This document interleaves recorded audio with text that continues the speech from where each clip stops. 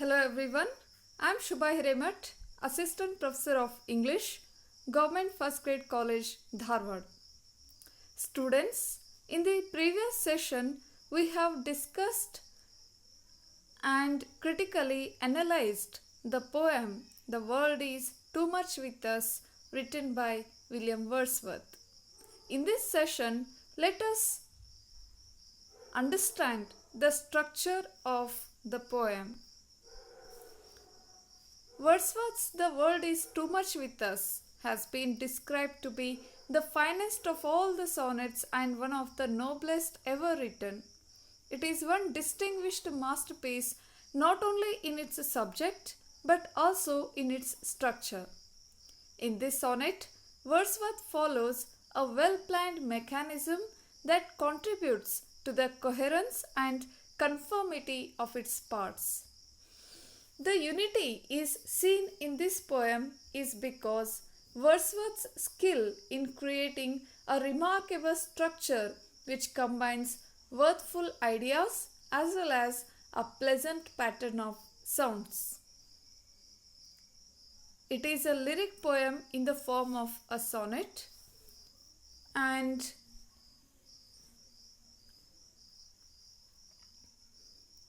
it belongs to this lyric genre that is called sonnet. This highly stylistic form is distinguished from other genres by its formal structure, its elaborated rhyme scheme, and its 14 lines that exist in iambic pentameter with 10 syllables in each. Wordsworth's poem is a Petrarchan sonnet developed by the Italian poet Petrarch, a Roman Catholic priest.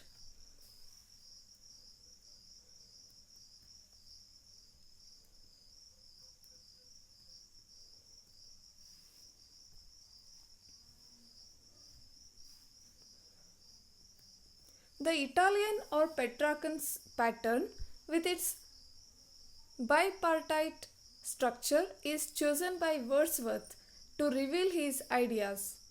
The first 8 lines that comprise the octave present main issue or problem that the deadening commercialism of current British society blinds their senses from appreciating the marvelous sights of nature. Conforming to the historic sonneteers, Wordsworth embodies his main theme in the first quatrain of the octave, means the first 4 lines of the poem, and proves it in the second by providing a related example that supports his sense of the worldliness of the present generation. Wordsworth says, are less sensitive to the beautiful forms of nature, the splendid sea and the wind he describes, of which we have lost our sensation. Having introduced the theme, now heading to remove the tension that appeared in the octave by providing solution in the susset with its 2 tarsets, he prefers to be a pagan without principles to a one who shows no respect for nature and its values. He invokes the Greek mythology personified in the sea deities Proteus and Triton to stimulate people at this age to show greater interest of nature and its grandeur. He shows respect to Greek mythology despite its antiquity and paganism because it recognized the intrinsic power of nature that cannot be resisted. Thus, Wordsworth provides a 2-part division of thought in his sonnet in which the octave with its theme leads to this turn of thought in the susset.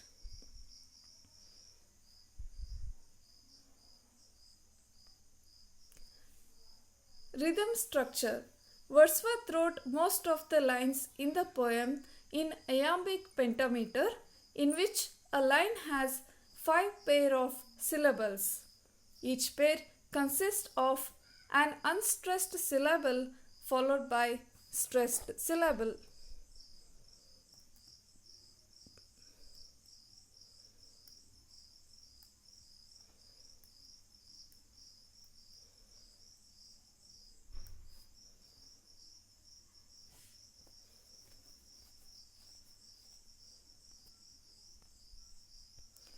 Wordsworth used strong diction such as great God in order to emphasize his anger towards a materialism. It is both a curse and a prayer.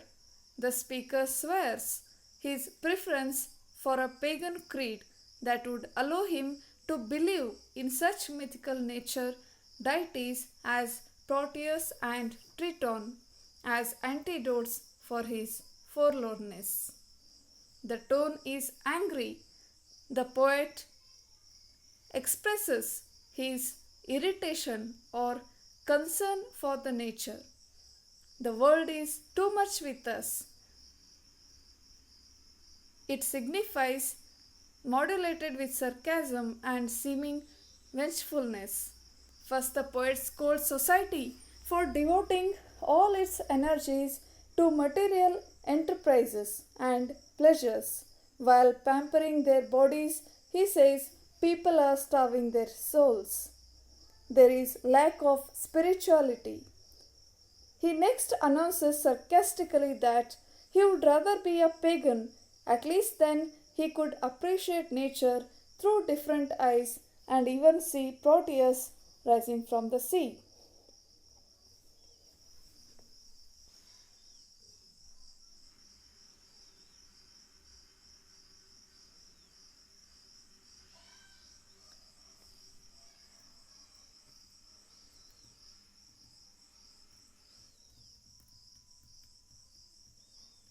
The major theme of the poem is loss of nature and natural world and the impact of the busy life.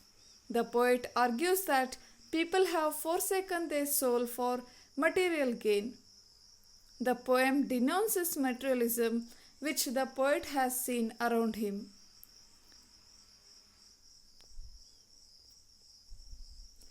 Wordsworth creates a mood that makes you question priorities in life.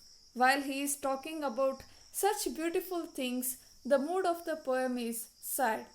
The poem portrays darkness and self-centeredness. When we read the poem and analyze, we understand the background of the poem, that is 19th century England, where we find the early rise of industrialization and how men become more materialistic. They are busy in earning and spending, getting and spending, late and soon. So their life is completely out of tune with nature. They are disconnected with nature and nature no longer attracts them. This makes the poet sad because nature as a treasure by God is abandoned by us. Thus, the poem is written in a sad mood. Figurative language. To express his deep thoughts, the poet had used many many figure of speech like personification, simile, metaphor, assonance, oxymoron, and so on. For example, the wind that will be howling. This is an example of personification. A wind is compared, usually dogs or wolves howl, but here the wind is compared to howling. See that bears her bosom to the moon. Sleeping flowers. All these are examples of personification we find in this poem, and are upgathered now like sleeping flowers. This is an example for simile. Flowers are, wind is compared to sleeping flowers here.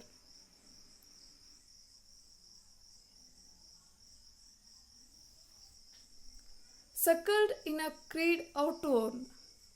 This is an example for metaphor.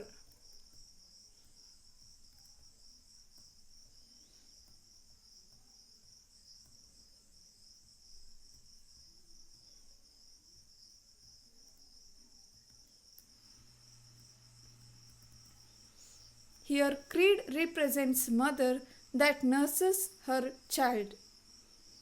Oxymoron is a form of paradox that juxtaposes contradictory words. For example, sordid boon.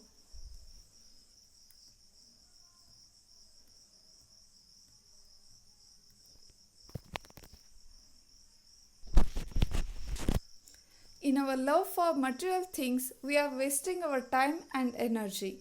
Poet calls material things a sordid boon in this poem. He uses this oxymoron to explain as to what material things are in reality. Sordid means detestable, that is, hateful. The word boon means blessing. If a thing is beneficial for us, then how can it be hateful or mean? Another figure of speech used by the poet is assonance. Assonance means repetition of sounds, repetition of vowel sounds. Oh, hear old Mython blow his reed horn. This is an example of assonance in the poem. Any poem will be more effective if the poet uses lot of imagery in his poem. This poem is also consists of many images. The speaker describes humanity's alienation from nature as a kind of blindness. People no longer see any similarities between nature and mankind, nor do they see anything in nature that is worth their time.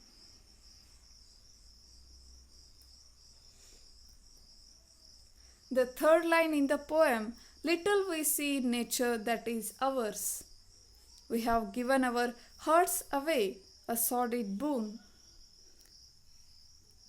Later the poet speaks of pagan. He wished to be a pagan and he can find glimpses of something that would make him less depressed. Later, the speaker elaborates on those glimpses, telling us that if he were a pagan, he might have sight of Proteus rising out of the sea. Proteus is a Greek god.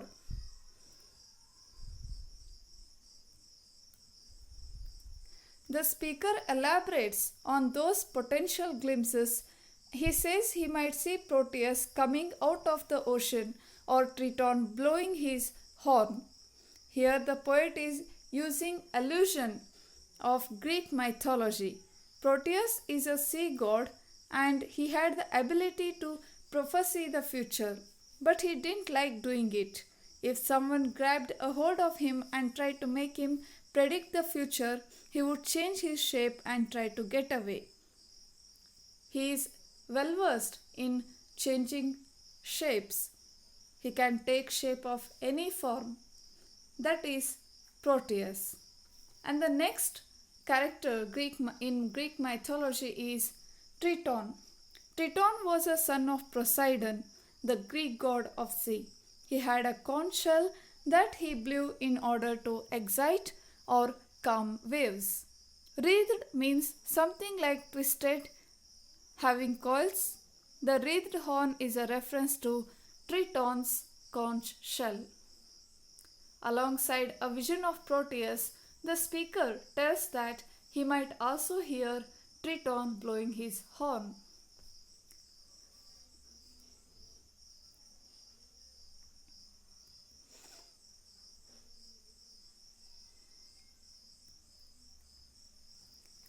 All these literary devices are used to bring richness and clarity to the text.